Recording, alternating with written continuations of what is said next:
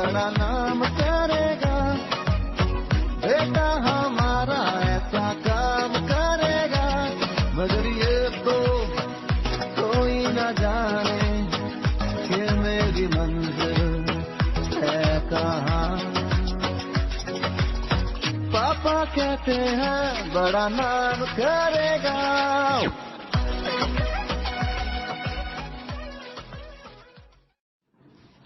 दोस्तों नमस्कार, सत श्री अकाल, आदाब। वेकअप सील एपिसोड 6 में आप सभी का स्वागत है। सबसे पहले हम श्रद्धांजलि अर्पित करना चाहेंगे उन वीर शहीदों के नाम जिन्होंने चाइना झड़प में अपनी जान गंवाई और देश के लिए शहीद हुए। धन्यवाद बहुत बहुत। मुखातिब होते हैं आज के मेहमान से। आज के जो हमारे मेहमान हैं वो एक समाज सेवी महिला है। हैप्पीनेस लाइफ युवा फाउंडेशन की वो को फाउंडर और डायरेक्टर है। वो एक राजनीतिक भी है, उन्होंने एक पार्टी भी ज्वाइन कर रखी है। आज उनसे बातें करते हैं, समझते हैं वो किस पार्टी से है, किस पद पे है, उनकी पार्टी की क्या विचारधारा है। तो चलिए मुखातिब होते हैं, बात करते हैं श्रीमती रीता ठाकुर भारती जी से, जो Chauhan Green Valley Marigold में रहती है। चलिए मैडम नमस्कार। आपके जीवन में, आपकी सोच में ऐसा क्या परिवर्तन हुआ कि आपका झुकाव राजनीति की तरफ हो गया? सर बेसिकली मैं नॉर्मली मतलब ऐसे कुछ खास राजनीति में इंटरेस्ट नहीं था। घर में राजनीतिक माहौल शुरू से था, इंटरेस्ट लेती थी, लेकिन ऐसे कोई उसमें एक्टिव होना है ये कभी नहीं सोचा था।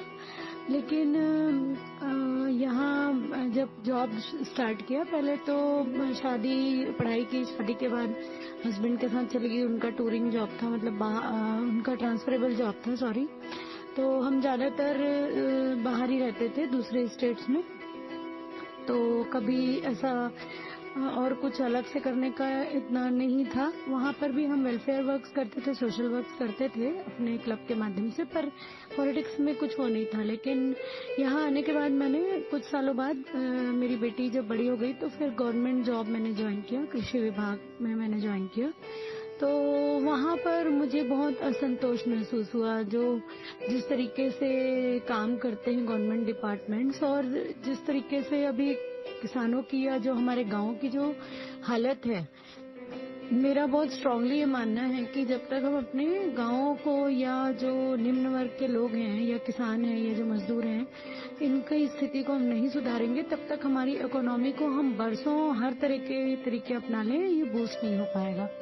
तो बस यही कारण था कि मैंने सोचा कि कुछ इनके लिए बदलाव करना चाहिए। और दूसरा कुछ और मेरे फेवरेट चीजें हैं जिनमें मैं बदलाव करना चाहूंगी, जैसे फील्ड हैं, जैसे कि महिला वर्ग है, जो छोटे बच्चे हैं, उनका स्वास्थ्य और उनके साथ भी बहुत कुछ काम किया जा सकता है उनके उत्थान के लिए। साथ ही जो पशु पक्षी हैं उनके लिए भी बहुत ज्यादा कुछ अभी तक के नहीं हुआ है। तो इन सब क्षेत्रों में काम करने की इच्छा हुई।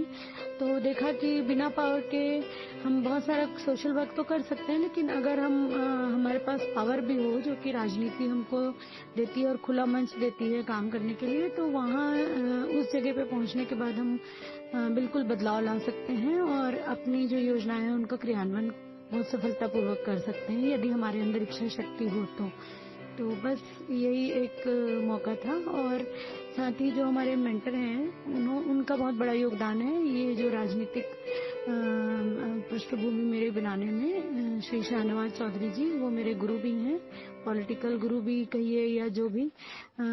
तो उनका जो मतलब उनसे मिलने के बाद मतलब ये जो फैसला मैंने अपना पक्का कर लिया कि मुझे राजनीति में जाना है। जी मैडम, गुरु जब अपने साथ होते हैं तो कठिन मार्ग भी थोड़ा आसान हो जाता है उनके मार्गदर्शन में। बिल्कुल सही कहा आपने। और मेरा भी यही मानना है कि निम्न वर्ग के लोग एक स्तर पर आ जाएं तो हमारे भारत को ग्लोबल पावर बनने से कोई नहीं रोक सकता। मैडम, आप किस पार्टी की विचारधारा से जुड़ी हैं, किस पद पे हैं और भविष्य की आपकी क्या प्लानिंग है, ये हम जानना चाहेंगे। सर, अभी मैं अखिल भारतीय परिवार पार्टी से जुड़ी हुई हूँ। इसके संस्थापक श्री शाहनवाज चौधरी जी हैं तथा इसके जो राष्ट्रीय अध्यक्ष हैं श्री अमोल मडामे जी हैं, जो कि महाराष्ट्र से हैं। और ये जो पार्टी है इसकी विचारधारा से मैं इसलिए प्रभावित हूँ क्योंकि इनके कुछ मुख्य उद्देश्य मैं आपको बताना चाहूँगी। सर्वप्रथम है कि हम जो भी हैं इस पार्टी को जो ज्वाइन करते हैं उनके लिए मैंडेटरी होता है कि हम सबसे पहले भारतीयता की शपथ लें। अब ये भारतीयता की शपथ क्या है? इसमें ये है कि आपको ये शपथ लेनी होती है कि आपको किसी भी अन्य भारतीय के साथ जाति, धर्म, लिंग या भाषा के आधार पर भेदभाव नहीं करना है। तो ये जो विचारधारा है जिसने मुझे बहुत ज्यादा प्रभावित किया था। और उसके अलावा दूसरा जो उद्देश्य है वो अखंड भारत का निर्माण करना, जिसका डिटेल कोई भी यदि जानना चाहता है तो वो abpp.in पे जाके इसकी बहुत सारी डिटेल्स आपको वहाँ मिल जाएंगी। और तीसरा हमारा उद्देश्य है ज्यादा से ज्यादा लोगों को आर्थिक रूप से आत्मनिर्भर बनाना कुछ ट्रेनिंग्स के द्वारा। तो ये कुछ विचारधारा हमारी पार्टी के मुख्य है जिस पे हम काम कर रहे हैं और 22 राज्यों में अभी हमारा कार्य चल रहा है। मेरा जो अभी है, मैं राज्य सलाहकार समिति छत्तीसगढ़ में मेंबर हूँ तथा प्रदेश प्रवक्ता के रूप में भी कार्य कर रही हूँ, जो महिला विंग प्रभारी हूँ प्रदेश की, तथा राजनांदगांव लोकसभा से लोकसभा प्रभारी हूँ और आगामी 2024 के चुनाव की तैयारियों में संलग्न हूँ। धन्यवाद। बहुत ही उम्दा सोच है मैडम अखिल भारतीय परिवार पार्टी की। हमारी ढेर सारी शुभकामनाएं हैं आपके पार्टी के साथ। हम चाहते हैं आपकी भी पार्टी की सरकार हो इस देश में, और जब भी भारत का इतिहास लिखा जाए अखिल भारतीय पार्टी का नाम सबसे ऊपर होना चाहिए कि जैसा कार्य इस देश के लिए, जैसी सेवा इस देश के लिए आपकी पार्टी ने दी है वैसी कोई भी पार्टी नहीं कर पाई। और आपको भी हमारा बहुत बहुत बेस्ट ऑफ लक है मैडम कि आगामी चुनाव में आप जीत करके आए और छत्तीसगढ़ और इस देश की गरीब जनता के लिए ऐसा कार्य करके जाएं कि सदा के लिए आपका नाम स्वर्ण अक्षरों में लिखा जाए। मैडम, देश जब आजाद हुआ तब देश के सामने 3 प्रमुख समस्याएं थी, रोटी, कपड़ा और मकान। इस मुद्दे पे कई फिल्में बनी। 70 साल हो गए आज देश को आजाद हुए। कई पार्टियां आई चले गई, सबने भारत देश पे अपनी सरकार बनाई, सरकार के माध्यम से कार्य करने की कोशिश की। लेकिन आपको क्या लगता है, ये तीनों समस्याएं अभी भी मौजूद है या खत्म हो गई? और अगर मौजूद है तो आपकी पार्टी की क्या पहल होगी कि ये समस्याएं खत्म हो जाए? बहुत जरूरी प्रश्न उठाया है सिद्धार्थ जी आपने। नमस्कार। मैं आपको बताना चाहूंगी अखिल भारतीय परिवार पार्टी की तरफ से जो हमारी पहल होगी इसमें कुछ, उसके पहले मैं कुछ चर्चा करना चाहूंगी कि ये समस्याएं अभी तक यथावत क्यों हैं, आजादी के 70 सालों बाद तक भी ये समस्याएं क्यों हैं। इनका सबसे बड़ा कारण जो मुझे नजर आता है या हमारी पार्टी का जो आकलन रहा है वो ये है कि पहले देखिए हमारे पास अनाज की जो है कमी काफी महसूस की गई थी।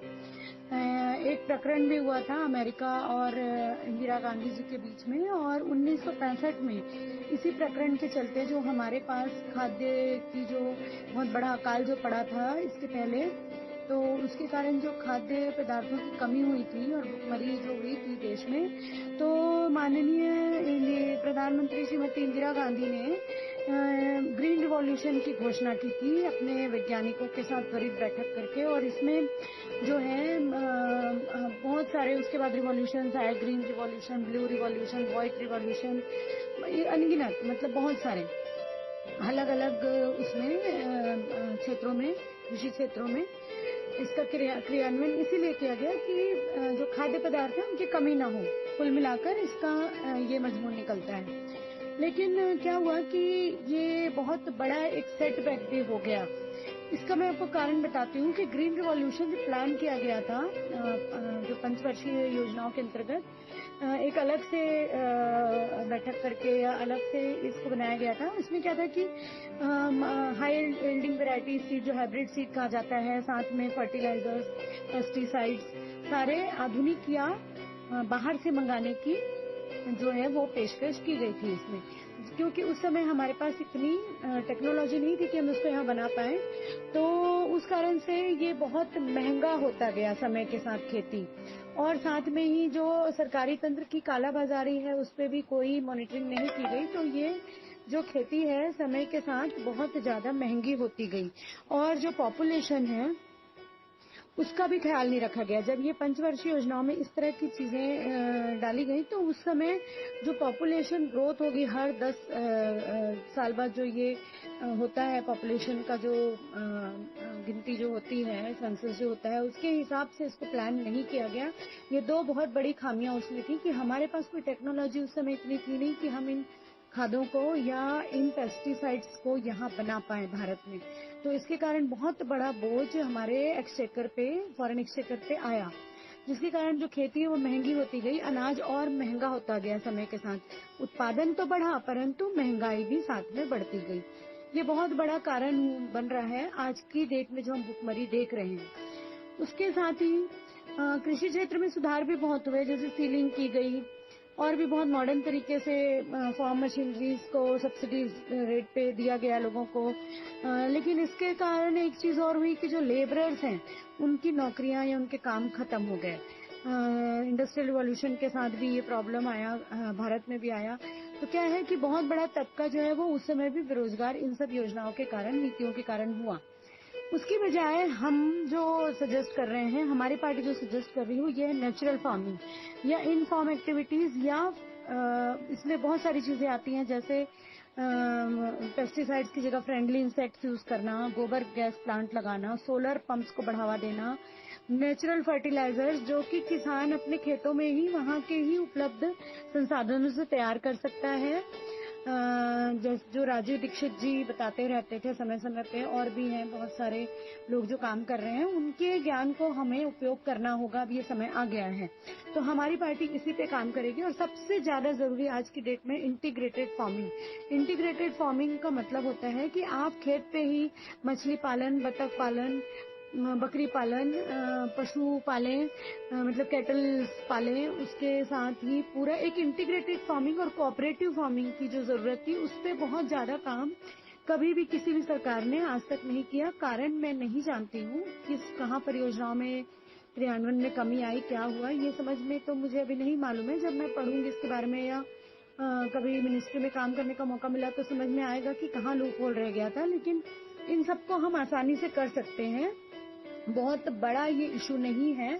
इससे हम बाहर का जो फॉरेन एक्सचेकर है वो भी बचाएंगे, क्योंकि हमको इतने सारे जो केमिकल्स हैं वो इंपोर्ट नहीं करने पड़ेंगे। और दूसरा, हमारा जो खेती का जो सिस्टम है वो भी इम्प्रूव होगा, हमारी जमीन भी इम्प्रूव होगी और प्रोडक्शन सुनिश्चित में बढ़ता जाएगा, उत्पादन जिसको कहते हैं। उसके साथ ही हमारा जो पीडीएस सिस्टम है उसमें भी हमको बहुत सारे बदलाव करने पड़ेंगे अगर हमको भुखमरी से लड़ना है, क्योंकि भुखमरी आज भी है। आप जो कह रहे हैं ना कि रोटी कपड़ा मकान की स्थिति आज भी बनी हुई है कमी की लोगों के बीच में, भले वो प्रतिशत कम हुआ है, काफी काम सरकारों ने पहले के भी किया है, लेकिन वो कहीं ना कहीं वही बात आ जाती है, थोड़ा है, थोड़े की जरूरत है और हम इस गैप फिलिंग के लिए प्रतिबद्ध हैं। तो जो ये वाली जो प्रॉब्लम है पीडीएस सिस्टम है उसमें भी अभी बहुत ज्यादा बदलाव और इम्प्रूवमेंट की जरूरत है, और जिसमें सामाजिक संस्थाओं को ज्यादा से ज्यादा जोड़ना आवश्यक हो गया है।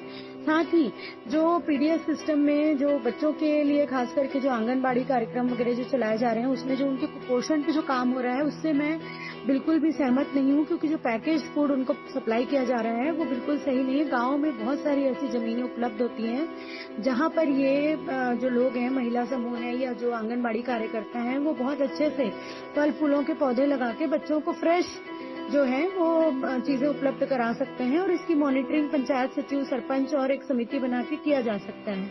तो यहाँ पे एक बहुत बड़ा लूप होल मैंने गांव में काम करते समय देखा है, तो इसको मैं जरूर क्रियान्वयन करना चाहूंगी, जो कि पीडीएस सिस्टम का ही एक पार्ट है, कुपोषण से लड़ना। साथ ही पीडीएस सिस्टम में जैसे मैंने आपको बताया जो पब्लिक डिस्ट्रीब्यूशन सिस्टम है उसमें खाद्य सुरक्षा पे अच्छा काम हुआ है। 2013 में जो रूल जो किया गया था, जो अधिनियम लाया गया था, बहुत अच्छा अधिनियम है। इसमें भी थोड़े बहुत बदलाव के साथ इसको इम्प्रूव किया जा सकता है और इस पे हम काम करेंगे। और आप देखेंगे कि इसकी जो जो मतलब ये जो भुखमरी है जो समस्या है वो कम से कम हो जाएगा। साथ ही जैसे हम इको फ्रेंडली घर बनाए जा सकते हैं और जो खाली पड़े उद्योग हैं, जो बीमार उद्योग हैं, जो बंद हो चुके हैं, वहाँ की जो जमीन है, वहाँ का जो घर है उनको लीज के रूप में सरकार दे सकती है। मध्यम वर्गीय लोगों के जिनके पास घर नहीं है, जो किराए से घर लेके रह सकते हैं, उसकी बजाय उनको लीज पे उपलब्ध कराया जाएगा। इस योजना पे हम जरूर काम करेंगे। साथ ही प्रधानमंत्री आवास योजना भी एक अच्छी योजना है, उसमें भी और इम्प्रूवमेंट करके बहुत ज्यादा लोगों को आवास दिया जा सकता है। बहुत सारे गांव वीरान पड़े हुए हैं जिनका पुनरुद्धार किया जा सकता है, जिससे कि वो बसाए जा सकते हैं। वहां पर ऐसे लोग आके रह सकते हैं जो बहुत ही गरीबी रेखा के नीचे जीवन व्यतीत कर रहे हैं, क्योंकि संसाधनों की कमी वहां नहीं है। किसी न किसी कारण से अनदेखी के चलते, सरकारी अनदेखी के चलते लोग वहां से पलायन कर गए, वहां रोजगार नहीं मिलने के कारण। तो ये जो आत्मनिर्भर योजना के बारे में अभी प्रधानमंत्री जी, माननीय प्रधानमंत्री जी जो बात करते हैं, हम उसका सिर्फ बात नहीं करेंगे, हम उसका क्रियान्वयन लोकल लेवल पे करेंगे। रही कपड़ों की बात जो आप कह रहे हैं, रोटी कपड़ा मकान, तो मकान और रोटी के बारे में तो मैंने चर्चा की। सिद्धार्थ जी, जो कपड़े की जो समस्या है उसका भी हल बहुत आसान है। लोकल लेवल पे जो महिला समूह काम करते हैं, बहुत महिला समूह हैं गांव में जो जिनको इस काम पे लगाया जा सकता है, और इसकी मॉनिटरिंग जो जिला ग्रामोद्योग है उसके द्वारा की जा सकती है। उनका जो लोन है या जो उनको कपड़े सस्ते दरों पे उपलब्ध करा के वहां पर इसे लाके लोकल लेवल पे जो मार्केटिंग जो है उसकी करवा के, यही महिला समूह के द्वारा बहुत आसानी से सस्ते दरों पे स्कूल के यूनिफॉर्म और आमतौर पे जो रोजमर्रा के कपड़े हैं वो उपलब्ध कराए जा सकते हैं। फैंसी कपड़ों के बारे में बात नहीं कर रही हूँ, लेकिन जो रोजमर्रा के कपड़े हैं, होजियरी है, ये सब छोटे छोटे कुटीर उद्योग लगा के ग्रामों में, कस्बों में, और इनका वितरण शहरों में भी करके धीरे धीरे इसी इंडस्ट्री को अच्छा भी बड़े स्तर पे ले जाया जा सकता है। तो ये मेरी कार्य योजना तीनों के बारे में है। ये हमारी पार्टी का भी इसी तरह का स्टैंड है, ये आपको मैं बताना चाहूंगी। धन्यवाद।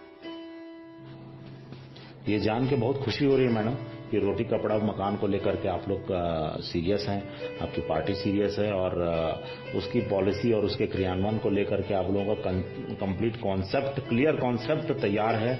और मैं चाहूंगा कि आप लोग बिल्कुल शासन में आए और इनको पॉलिसीज को क्रियान्वयन में लाएं ताकि इसका लाभ देश की जनता को मिल सके। मैडम, आपने बताया आपकी पार्टी को जब भी कोई ज्वाइन करता है भारतीयता की शपथ ली जाती है, ताकि किसी प्रकार का कोई भेदभाव न रहे, लिंग का भेदभाव न रहे, जाति का भेदभाव न रहे, रंग का भेदभाव न रहे। लेकिन मैं ये जानना चाहता हूं, जातिगत भेदभाव अगर भारत में अभी भी है तो आप लोग किस प्रकार उसको खत्म करना चाहेंगे? मैडम, आपने बताया आपकी पार्टी को जब भी कोई ज्वाइन करता है भारतीयता की शपथ ली जाती है, ताकि किसी प्रकार का कोई भेदभाव न रहे, लिंग का भेदभाव न रहे, जाति का भेदभाव न रहे, रंग का भेदभाव न रहे। लेकिन मैं ये जानना चाहता हूं, जातिगत भेदभाव अगर भारत में अभी भी है तो आप लोग किस प्रकार उसको खत्म करना चाहेंगे?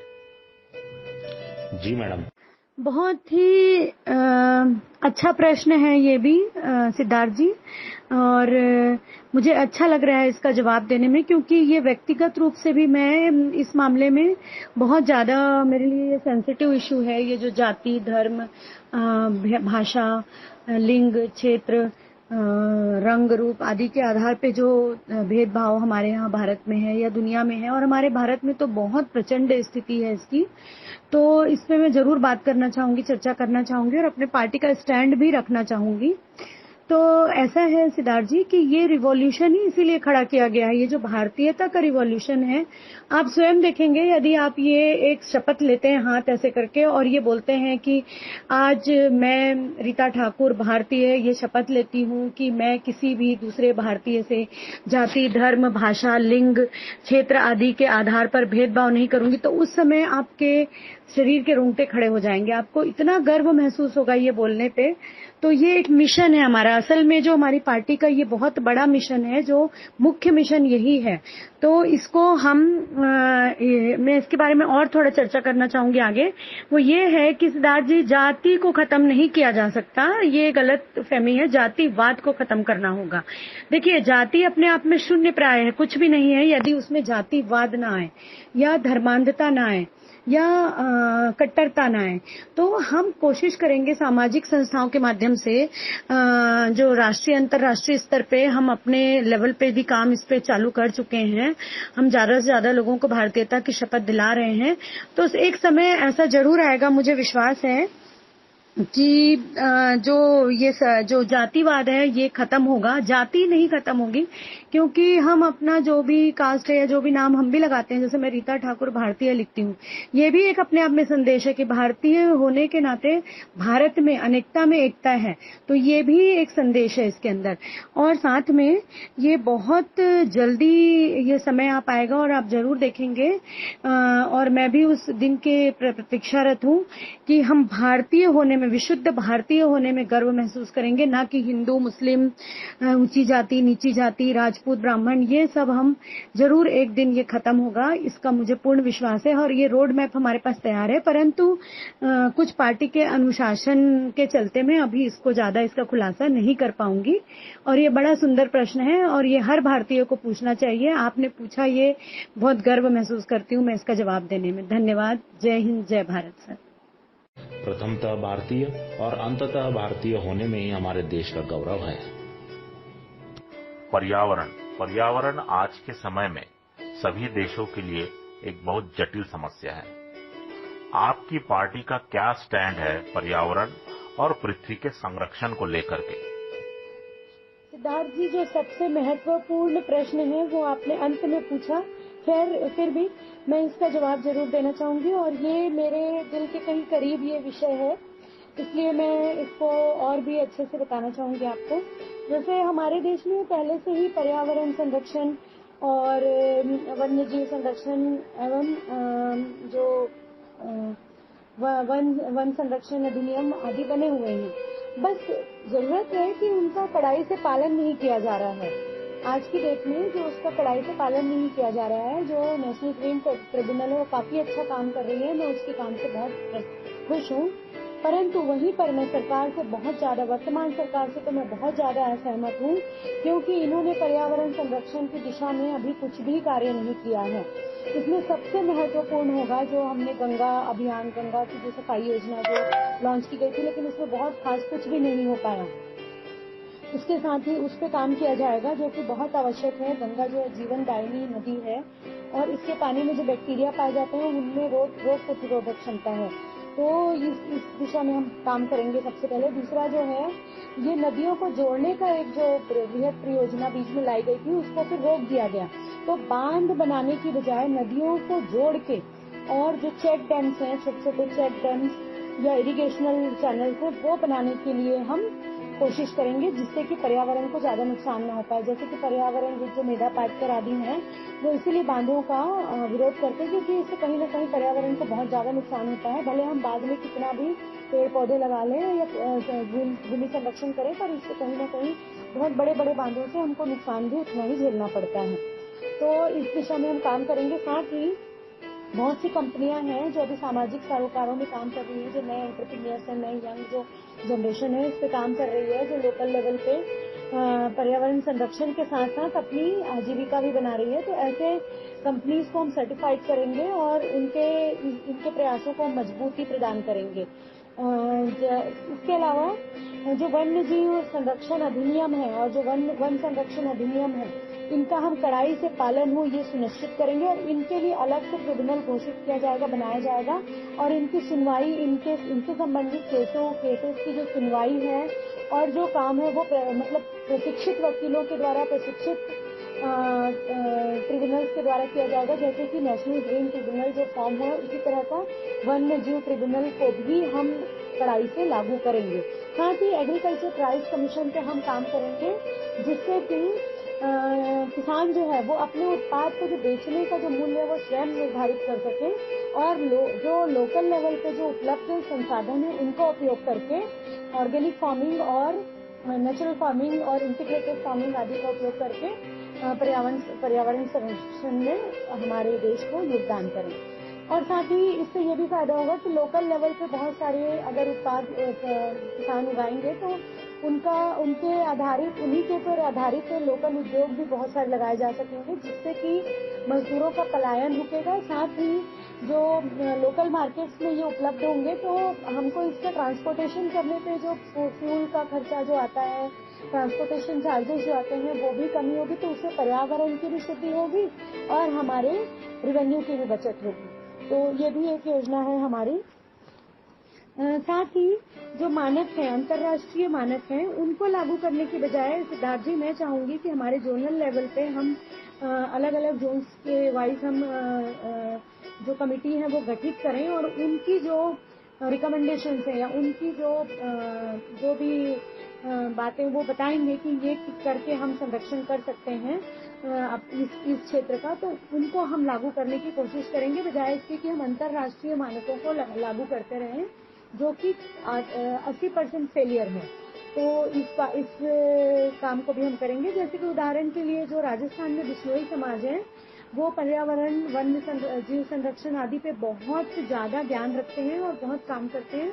तो उस तरह के लोगों को पैनल में लाके हम वन्य जीव संरक्षण, वन संरक्षण और पृथ्वी के संरक्षण के ऊपर बहुत सारा काम कर सकते हैं, जो कि अभी हमको जिसका ज्ञान ही नहीं है, जिसके बारे में कोई चर्चा ही नहीं हुई है। तो ये सब चीजें हम लाएंगे और साथ ही ऐसी एजेंसियां बनाएंगे इन सब कामों के लिए जिनका अपना स्थायी बजट हो और अधिकार हो, कानूनी अधिकार हो, जो वो कड़ाई से लागू कर सके। ये इसका पूरे कार्यक्रम को लागू करने का एक खांचा जो है मैंने आपको बता दिया। साथ ही हम जागरूकता जो और अन्य सरकारें जिस प्रकार से करती हैं, जो लोगों के बीच में जो जागरूकता फैलाने का जो अभियान है उसको भी जोर शोर से चलाए रखेंगे। साथ ही भूमि सुधार और गोबर गैस प्लांट, सोलर ऊर्जा का उपयोग, इसको बढ़ावा देने की कोशिश करेंगे ज्यादा से ज्यादा, क्योंकि अभी जो सब्सिडी मिल रही है वो बहुत कम है, तो इसको हम बढ़ाने की कोशिश करेंगे इन सब दिशाओं में। जो सोलर एनर्जी है, विंड एनर्जी है और जो अन्य ये जो है टाइडल एनर्जी है, इनके ऊपर अभी बहुत सारा काम होना बाकी है, जो कि हमारी सरकार आने पे हम वरीयता से इसको हम करेंगे। धन्यवाद, बहुत बहुत धन्यवाद आपका ये सब चर्चा करने के लिए। और मैं चाहूंगी कि ज्यादा से ज्यादा लोग इन बातों को सुने और इससे लाभान्वित हों। धन्यवाद। जय हिंद, जय भारत, जय अखिल भारतीय परिवार पार्टी, जय जवाहर, जय छत्तीसगढ़। बहुत बहुत धन्यवाद मैडम आपका। आपने ढेर सारी जानकारी हमको दी, गवर्नमेंट पॉलिसीज के बारे में समझाया, गवर्नमेंट कैसे काम करती है ये बताया, और क्या क्या पॉलिसीज आप लोग लाएंगे ये भी आपने खुल के बताया। और हम लोग भी चाहेंगे कि मजदूरों का पलायन रुके, वो अपने घर में रहे, अपने लोगों के बीच में रहे, अपने रिश्तेदारों के साथ रहे, अपने सगे संबंधियों के साथ रहे, और पलायन कम से कम हो और लगभग खत्म हो। और जिस प्रकार से आपने बेबाकी से हमारे प्रश्नों का जवाब दिया, हमारे कार्यक्रम में आए, उसके लिए आपका बहुत बहुत धन्यवाद। तो दोस्तों, ये थी रीता ठाकुर भारती जी, और इनके लिए हमारी बहुत सारी शुभकामनाएं हैं कि ये राजनीति में आए और देश की सेवा करें। धन्यवाद। नमस्कार आशीष जी, हमारे कार्यक्रम वेकअप सीड में आपका बहुत बहुत स्वागत है। चूंकि आप फाइनेंस से जुड़े हुए हैं, फाइनेंस का अध्ययन किया है आपने, हम लोग 3 चीजें आपसे शुरू में समझना चाहेंगे। पहला, फाइनेंशियल एजुकेशन, फाइनेंशियल लिटरेसी और फाइनेंशियल प्लानिंग।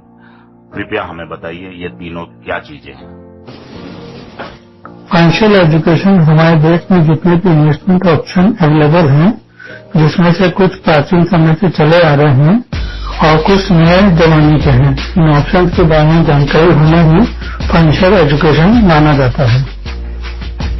फाइनेंशियल प्लानिंग से मेरा मतलब उन सपनों और जिम्मेदारियों से है जिनके लिए काफी पैसे की जरूरत पड़ती है, जैसे कि घर खरीदना, बच्चों की हायर एजुकेशन, रिटायरमेंट प्लानिंग, और उसी गोल को अचीव करने के लिए एक प्लान की जरूरत होती है, जिसे अगर प्रॉपर डिसिप्लिन के साथ फॉलो करने किया जाए तो अपने फाइनेंशियल गोल को अचीव कर सकते हैं। ये गोल हमारे पैसों से संबंधित है, इसलिए हम इसे फाइनेंशियल प्लानिंग कहते हैं। दोस्तों, एक डॉक्टर द्वारा लिखी बेहतरीन लाइनें मैं पढ़ना चाहूंगा। दवा में कोई खुशी नहीं और खुशी जैसी कोई दवा नहीं। अंत में हम रीता ठाकुर भारती जी का बहुत बहुत धन्यवाद करना चाहेंगे, आशीष अग्रवाल जी का बहुत बहुत धन्यवाद करना चाहेंगे। दोस्तों, कोविड-19 से अपने आप को सुरक्षित रखिए, सैनिटाइजर का उपयोग करिए, अपने हाथ धोते रहिए, मास्क का इस्तेमाल करिए।